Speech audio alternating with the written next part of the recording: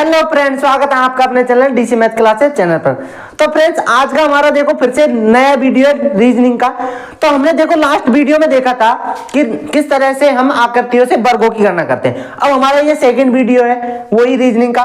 तो हम आज क्या करेंगे, आयतों की गणना करेंगे किसी भी फिगर से। अगर आपको लास्ट वीडियो देखना है तो वीडियो के डिस्क्रिप्शन में जाइए, वहां जाके आपको लिंक मिलेगा, तो वहां जाके देखिए।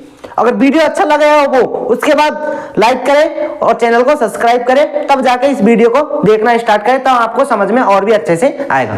तो चलो करते हैं आगे स्टार्ट ये वीडियो।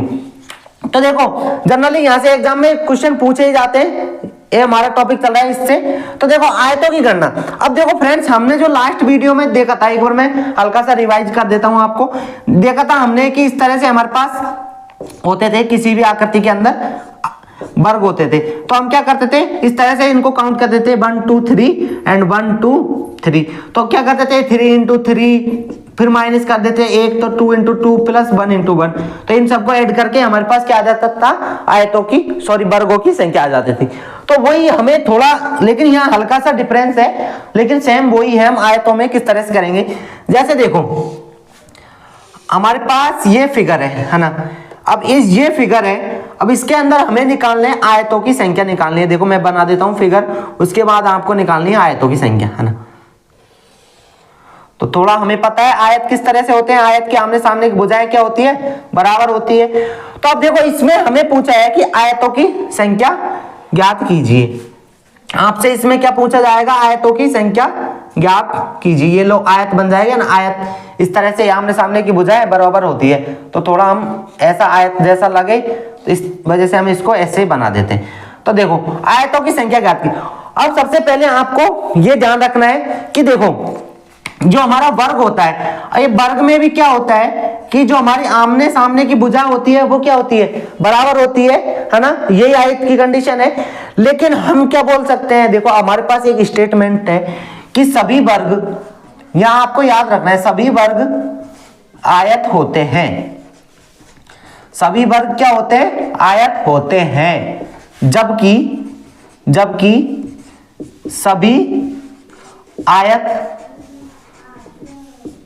वर्ग नहीं होते, वर्ग नहीं होते। यह आपको ध्यान रखना है हमेशा। ये आपको आप लिख लीजिए, आपको अलग से नोट करके, कि सभी वर्ग होते हैं जो आयत होते हैं, क्योंकि वर्ग में हमारी कंडीशन होती है, लेकिन सभी आयत वर्ग नहीं हो सकते। अब वर्ग की कंडीशन क्या हो कि चार भुजाएं समान होती है, जबकि आयत की तो आमने सामने की भुजाएं तो समान होती है। इस तरह से ये भुजाएं सेम हो, ये भुजा सेम हो। तो यहां से ये निष्कर्ष निकलता है दोनों की डेफिनेशन से कि सभी वर्ग है ना जो आयत हो सकते हैं, लेकिन वर्ग है ना जो आयत नहीं हो सकते, सॉरी जो आयत है ना, जो सभी आयत है वो वर्ग नहीं हो सकते कभी भी, है ना। ये आपको ध्यान रखना है।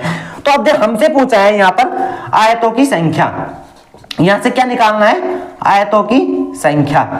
आयतों की संख्या किस तरह से निकालेंगे, देखो अब वही करेंगे हम जैसे 1 2 3, है ना, 1 2 3 एंड 4। तो हमें पता है इधर से हमने काउंट किया तो 3 है, तो 1 + 2 + 3, तो इनको ऐड किया तो कितना आया, 3 2 5 अरे 6 आया। और इनको ऐड किया 1 2 3 4, इनको ऐड किया 1 + 2 + 3 + 4, इनको ऐड किया 4 3 7 9 और 1 10, ये आया 10। तो अब मैं क्या करूंगा, मेरे पास टोटल निकालने हैं, मतलब कि कुल आयतों की संख्या निकालनी है मुझे। यहाँ पे इसने पूछा कुल आयतों की संख्या, तो मैं क्या करूंगा, ये आया 6 और ये 10, इन दोनों को क्या कर दूंगा, मल्टीप्लाई कर दूंगा, और मेरे पास टोटल आयतों की संख्या आ जाएगी मेरे पास 60। ये आपका आंसर हो जाएगा। तो आई होप फ्रेंड्स ये समझ में आया होगा कि किस तरह से हम किसी भी फिगर में आयतों की संख्या निकालते हैं। अब देखो मैं जो ये बताया है आपको सभी वर्ग आयत होते हैं, इससे एक क्वेश्चन कराता हूं यहां से। अब देखो हमारे पास ये क्वेश्चन आपको इस तरह से पूछा जाएगा। देखो अब आपको है ना एक फिगर दे दिया जाएगा, ये इस तरह से, है ना, बड़ा ही शानदार फिगर दे दिया जाएगा, ये 1 2 3। अब थोड़ा टेढ़ा बांका हो सकता है, तो ऐसा आपको टेंशन नहीं लेने का। 1 2 3 एंड 4। अब इसमें पूछा जाए कि आपको, देखो इसमें 3 क्वेश्चन पूछ रहा है। फर्स्ट तो है कि कुल वर्गों की संख्या, कुल वर्गों की संख्या, है ना। और दूसरा क्वेश्चन है आपसे कुल आयतों की संख्या, कुल आयतों की संख्या, है ना। और तीसरा क्वेश्चन है मेरे पास यहां पर,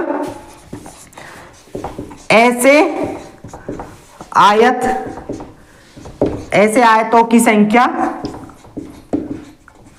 ज्ञात कीजिए जो कि वर्ग ना हो। आपसे यहां से ये पूछा। अब देखो फर्स्ट में तो हमें पूछा है कि कुल वर्गों की संख्या, तो ये हमने कॉन्सेप्ट पढ़ा है पिछले वीडियो में, आपने नहीं पढ़ा है तो डिस्क्रिप्शन में जाइए, लिंक मिल जाएगा, मजा के जरूर देखें। तो देखो कुल वर्गों की संख्या किस तरह से निकालेंगे, वही काउंट करेंगे। इधर से 4 है और इधर देखेंगे 1 2 3 4 5। तो वर्ग में क्या होता है कि हम सबसे पहले तो इसका साइज लिख देते हैं 5/4 का, ये इस तरह से फिगर है ना, ये लिख दिया। अब एक एक कम करते चलते हैं, प्लस 4/3 प्लस 3/2 प्लस 2/1 प्लस 1/0 हो जाएगा, तो वो 0 हो जाएगा, उसको लिखो चाहे नहीं लिखो, है ना। तो यहां से देखो 20 प्लस 12 प्लस 6 प्लस 2, है ना। तो कितने आए 12 6 18, 18 2 20 और 20 40। तो यहां से तो आ गए, मतलब कि इसके अंदर कितने वर्ग है, कुल 40 वर्ग है इसके अंदर, ये पता चल गया हमें कि जिसके अंदर 40 वर्ग है। अब आयतों की संख्या याद करते हैं। तो आयतों की संख्या के लिए मैंने क्या बताया, सबसे पहले तो इनको इस तरह से लिखा, इनको ऐड कर दो, इनको ऐड किया, ये है ना 4 तक है, यहां तक 4 है ना, इधर से 4 है तो इनको ऐड किया, तो यहां से कितना आया 4 3 7 2 9 और 1 10, तो ये तो आ गया 10। और इधर से कितने थे 5, तो इन 5 1 से लेकर 5 तक ऐड किया, तो इनको ऐड किया 5 4 9 3 12 2 14 और 1 15। तो हम क्या करेंगे, अब आयतों की संख्या के लिए क्या करेंगे, 15 × 10 करेंगे, तो कितने आ गए, इसमें 150 आयत हैं और 40 क्या है, वर्ग है। अब इसमें देखो वर्ग कौन कौन से, जैसे इस तरह से ये वाले वर्ग हो जाएंगे। अब चलो ये भी वर्ग नहीं हो तो ये तो आयत हुआ, तो हमें पता है कि अब देखो इस तरह से आपको 4 आयत है ना, वो हमेशा एक वर्ग बनाएंगे। आप देख लो किसी भी इस तरह से आपने बनाया, एक आयत बना दिया ये, और एक आयत ये बना दिया, एक आयत ये बना दिया, एक आयत ये बना दिया, तो ये एक पूरा वर्ग बना देगा मिल करके। तो ये तो आपको जनरली कॉन्सेप्ट है, आपने छोटी क्लासों में पढ़ा ही होगा। तो यहां से हमने कुल वर्गों की संख्या निकाल ली और कुल आयतों की संख्या भी निकाल ली। अब देखो तीसरा क्वेश्चन क्या कह रहा है हमारे पास, ऐसे आयतों की संख्या ज्ञात कीजिए जो कि वर्ग नहीं है। अब हमें करना क्या है कि हमने जो आयत निकाले हैं ना 150 आयत, अब इसमें से क्या घटाना है कि हमारे पास जो ये पूरे आए, ये आयत कौन से आए, ये कुल आयत कौन से आए, कि इसके अंदर जो आयत आए हैं ना वो 150, वो वर्ग भी इसी के अंदर शामिल है 150 के अंदर।